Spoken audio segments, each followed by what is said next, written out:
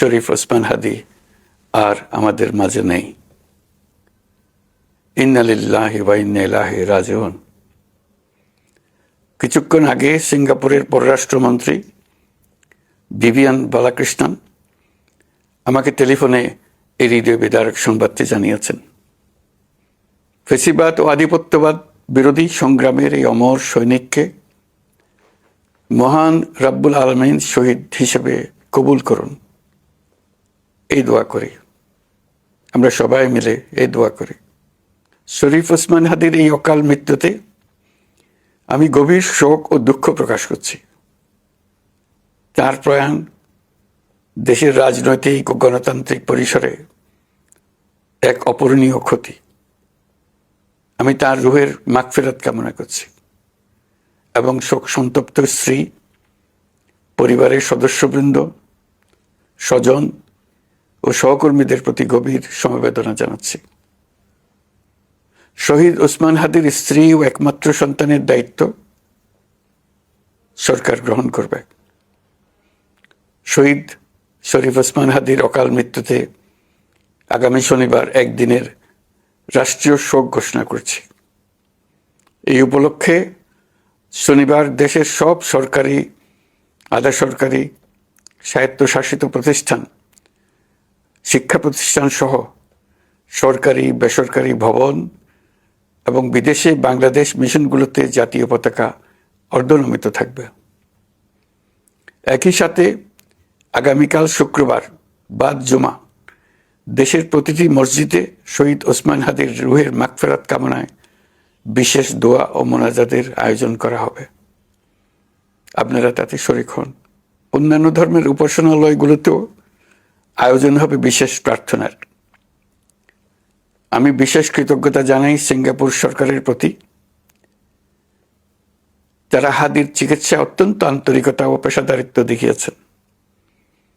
বিশেষ করে সিঙ্গাপুরের পররাষ্ট্রমন্ত্রী ভিভিয়ান বালাকৃষ্ণন, যিনি একই সঙ্গে একজন বিশিষ্ট চিকিৎসক, তার প্রতিও। তিনি নিজে হাদির পরিচর্যা করেছেন, আমাকে নিয়মিত চিকিৎসা সম্পর্কে খোঁজখবর দিয়েছেন।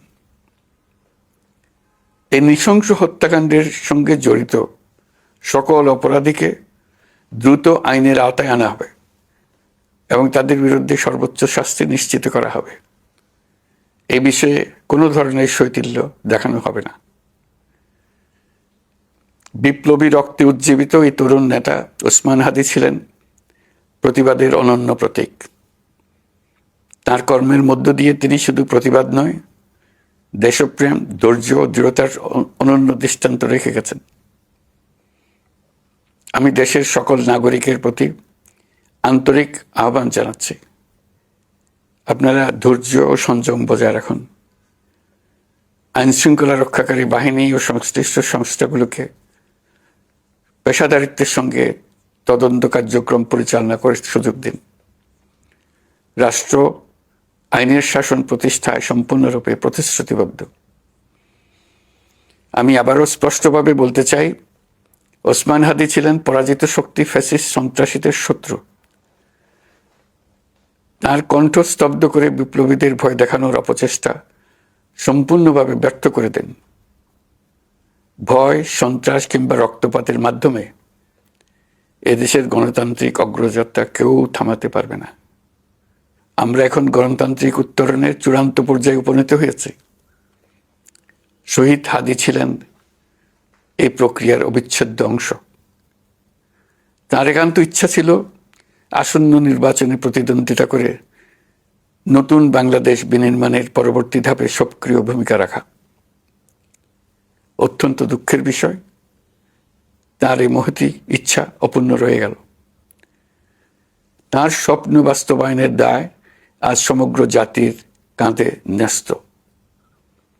আগামী দিনগুলোতে আমাদের সবাইকে ধৈর্য, সংযম, সাহস ও দূরদর্শিতার সঙ্গে এগিয়ে যেতে হবে, যাতে নির্বাচন ও গণতন্ত্রের শত্রু ফ্যাসিস্ট সন্ত্রাসী অপশক্তিকে চূড়ান্তভাবে পরাজিত করা যায়। এই শোকের মুহূর্তে আসুন আমরা শহীদ শরীফ ওসমান হাদির আদর্শ ও ত্যাগকে শক্তিতে পরিণত করি। ধৈর্য ধারণ করি, অপপ্রচার ও গুজবে কান না দিই এবং যে কোনো হঠকারী সিদ্ধান্ত থেকে বিরত থাকে। যারা দেশকে অস্থিতিশীল করতে চান তাদের ফাঁদে পা না দিয়ে আসুন আমরা সবাই ঐক্যবদ্ধভাবে গণতন্ত্র, ন্যায় বিচার ও গণমানুষের অধিকার প্রতিষ্ঠার পথে অবিচল পদক্ষেপে এগিয়ে যাই। এটাই হবে শহীদ হাদির প্রতি আমাদের প্রকৃত শ্রদ্ধা। আল্লাহ হাফেজ।